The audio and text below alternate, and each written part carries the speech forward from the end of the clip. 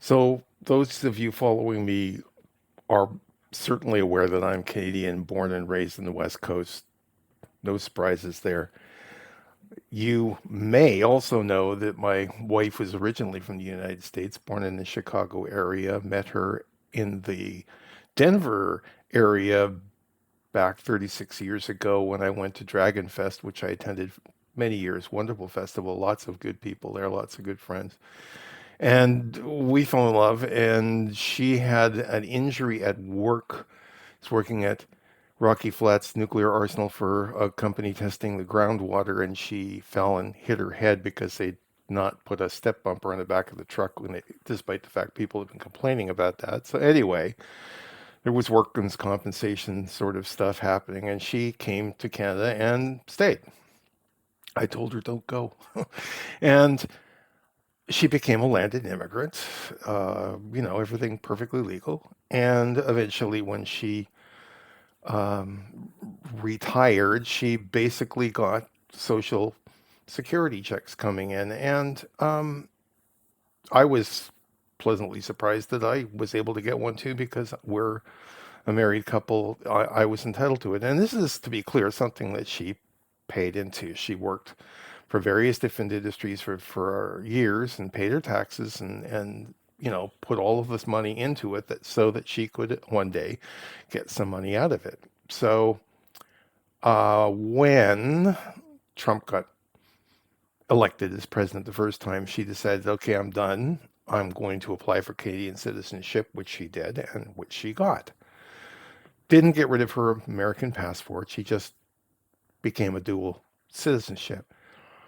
So a few months ago, my bank that I've been dealing with for 35 years in my small town here in Seashelt closed down because they were having trouble staffing or something. And they moved their operation down to the next town down the road and combined everything there. And that was inconvenient. It's a few miles down the road, like I said. So my wife and I moved to a new bank in Seashelt, and it was a really good deal. It worked out extremely well, but it meant that you have to go through the process of getting all of your deposits changed, because you got new accounts and you've got to change all your online banking so that your credit cards match up and all that good stuff. Of course, this also means you have to change your direct deposit information for Social Security. So you go online and you discover you can't do it online because you don't have an American address and it doesn't accept anything with American addresses. So you phone. They've got the 1-800 number and you sit for hours, for days trying to get through. It's hearing the same music and listening to this message about it. It'll be just another 2 hours. Eventually, you get through to somebody who tells you they can't help you because their system doesn't allow them to do anything with anything that's not American. But there is an office that can help you. We'll transfer you now, which means now you're waiting again for hours. And if you have to abandon the call or it gets hung up or something, you've got to go right back to that original office, get them to answer after several hours, and transfer you again. So after weeks of doing this, we finally get a hold of somebody at that special office who says, the rules have changed.